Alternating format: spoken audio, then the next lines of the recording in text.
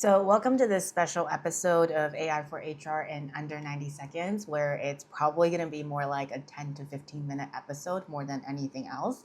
However, I do feel very strongly in coming on here and filming this episode, primarily because ever since this whole alleged Workday AI discrimination, possibly collective action lawsuit came across my radar last summer, I realize that there's been a lot of conversation and possibly misinformation in the world of HR technology pertaining to this case. I've been part of conversations where I've heard people say, well, you better be compliant and avoid risks because you don't want to be the next Workday and make headline news. That's not exactly the right angle to look at technology, where you're effectively telling someone, well, if you want to do this whole new technology thing, here's the risks that you're taking on. So what I want to do today is break down a timeline of what's happening, what will be happening, and essentially give you a perspective on what specifically you need to look at and what are some of the downstream impacts, if you will, of what's playing out in the core system right now. So first and foremost, let's take a step back in time for a moment, back into July of 2024, because I think that's when this case made a lot of our radars. And essentially, that was when the initial order was denied for Workday's motion to dismiss. Essentially, a judge said, like, hey, plaintiff, you have enough reason in what you presented to go on to the next stages of this case. And the reason why that motion to dismiss was denied initially was because there was a plausible ADEA claim on the disparate impact theory. So there's two sets of keywords here that I want to break down for those who might not be too familiar with what's going on. So first of all, ADEA, what the heck is it? In the US, there are different sets of laws that essentially make sure that discrimination doesn't happen in the workplace. ADEA is short for Age Discrimination in Employment Act. Essentially, it protects workers who are 40 years of age or older from discrimination in employment. Now, what on earth is a disparate impact theory? Well, under the ADEA, there's two ways which discrimination can show up. One is disparate treatment. So disparate treatment is effectively when you go out and have the, oh, if you're over the age of 40, we won't hire you type of conversation. It comes out incredibly blunt and it basically states that someone is treated unfairly because of their age. Now, disparate impact is actually one of the more interesting ones because essentially it's sneakier. It's when a policy seems neutral on the surface, but actually ends up hurting older workers. So take, for example, if you went out there with a hiring statement that said, well, we only hire those who graduated college 5 years ago. On the surface, it doesn't seem like you're discriminating based on age, but reality is that those who are over the age of 40 would have likely graduated college more than 5 years ago. So that's the nature of which this entire case is based upon. Now, the second thing I want to talk about is the fact that in headline news, we always hear about how this one plaintiff essentially made hundreds of job applications, et cetera, was rejected by the Workday system every single time. That's actually not the case. So this motion was filed by the plaintiff, and there are 4 more opt-in plaintiffs as part of this initial case that made up the hundreds of job application numbers that you're hearing about in the news. So effectively, the data points so far have been collected from 5 people in totality. And the nature of this entire lawsuit, if you will, is basically, as it's stated right here, alleging that Workday's AI-based applicant recommendation system discriminated against job applicants on the basis of race, age, and disability.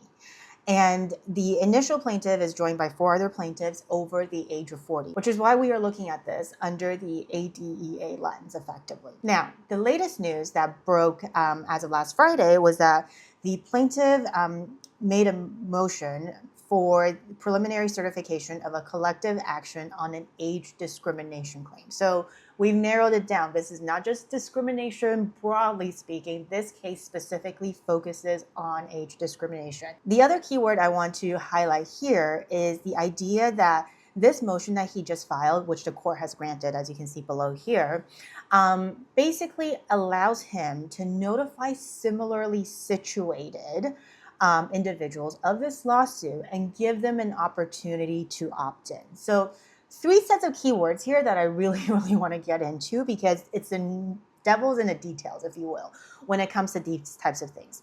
So number 1, let's look at the word similarly situated. What on earth does that actually mean? So when it comes to similarly situated, it's basically under the idea of disparate impact, you have to compare the outcomes of a policy between the age of workers who are doing the same kind of work, essentially. So the court's basically saying, you can't come at me with apples and oranges and trying to tell me that this is disparate impact. You have to make sure that the situation is very, very similar to which all of these individuals are involved in the premises of this case, if you will. So similarly situated, I think, are going to be the 2 words that will come up over and over again as we watch this case progress through the legal system, through settlement possibly. Who knows what's going to happen? I am filming this May 23rd of 2025. Anything can change at that point in time. So now, last Friday when this news broke, essentially it was when the judge in the California court said, yes, you can go ahead and notify similarly situated individuals to see if they can opt in to this. Now, a motion for preliminary certification of the collective, incredibly long mouthful of words, essentially means a few things. So a motion is essentially a formal legal request. Preliminary certification is basically getting the court's approval to move forward as a group. A collective is essentially a group of similarly situated employees who want to join together to pursue this issue, essentially. The difference between a collective action versus a class action, as ChatGPT has taught me, is that class action assumes that everyone is included unless they opt out, whereas a collective action requires the active opting in of the individuals who are joining the lawsuit, essentially. Okay, so here comes a really interesting part. Workday is a pretty big tool, right? I mean, we are talking enterprise ERP systems at this point. So what is this case actually going against? It's really 2 things. So number 1, it is the candidate skills match or CSM function that operates in the Workday recruiting subscription. So effectively, if you are an employer using Workday and you're not using Workday recruiting, does this case have something to do with you? Yes, but at the same time, it's kind of like one of those periphery things where your vendor is involved in a bit of a legal squabble, if you will, in the current moment. The second thing is the Workday Assessment Connector, which is allegedly observing what the employer dislikes and then trains the algorithm to filter all of that stuff out in the candidates. Now, allegedly, I think is one of the key words here. But the reason why I pulled this up is because I think it's really, really important for us to understand the scope of this lawsuit. Because at the end of the day, is it a big deal in the industry? Yes. However, think about the product offerings of Workday and think about the microcosm of offering that is candidate skills match within the recruiting functionality, as well as the assessment connector, essentially. So let's just put all of our conversations into perspective going forward instead of fostering more fear, uncertainty, and doubt when it comes to using AI tools, especially AI tools for HR. Okay, so where are we with all of this today? Well, first and foremost, it actually made me laugh when I got to this part of the documents, because essentially I'm kind of going like, oh, look, it's the courts ordering everyone to do a PMO exercise. So essentially both Workday and the plaintiff had to come together to come up with a project plan, essentially, as to how they want to notify folks and determine if they want to opt in the next stages or not. That project plan, layman's terms, is due back to the courts by May 28th, which is next week, essentially. And then there will be a conference to discuss this entire project plan on June 4th to see how they will proceed with gathering additional data. I would love to point you to one additional resource right now. So this is a set of comments from Heather Bussing, employment lawyer out of California, whom I love dearly, who puts it into very layman's terms in terms of what's going to happen next. Because the thing that I don't think a lot of us realize is that this is going to take time. There is no judgments that's been made. All this is saying like, okay, this sounds kind of legit. Go collect more data and then we'll figure it out. Go collect more data, or go find out how you're going to go and collect more data, And then we can figure out if we're aligned on your approach to collect more data to begin with.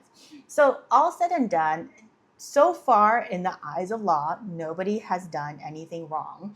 The key takeaway I want to put to all of this is, yes, this is a thing that's playing out in the courts. At the same time, there hasn't been a judgment that's made yet. So for those of us who are practicing in the HR technology field, vendor, buyer, analysts alike, I think we really need to stop spreading the misinformation around this Workday legal situation, if you will, because should a decision be made, will the impacts be big? Absolutely. But until then, we are still very much in the discovery phases of what happened, how deep it goes, and all of that fun stuff in between.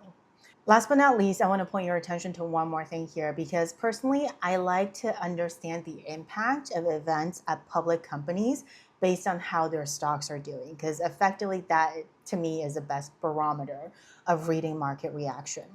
As you can see here, the Workday stock as of May 19th, which is when this whole court order came out, their stock didn't tank. In fact, it has been performing pretty well over the course of the last week. It was only within the last couple hours when they released their earnings statements that the market had a not doing too well moment. So all said and done, I think all of us are rationally looking to see what happens. It's definitely on our radar, but it's not necessarily something to hit the panic button about just yet. If nothing else, it is a cautionary flag telling all of us that we should understand the AI technology and the solutions that we put in, number one. And number two, regardless of human or machine, when you work in the world of human resources, every decision, every action that you take has an impact on the livelihoods of people. So don't ever take that lightly, especially when it comes to you questioning, what can I get rid of, what can I do less of, what can I automate, etc. Keep the livelihoods of people top of mind at all times.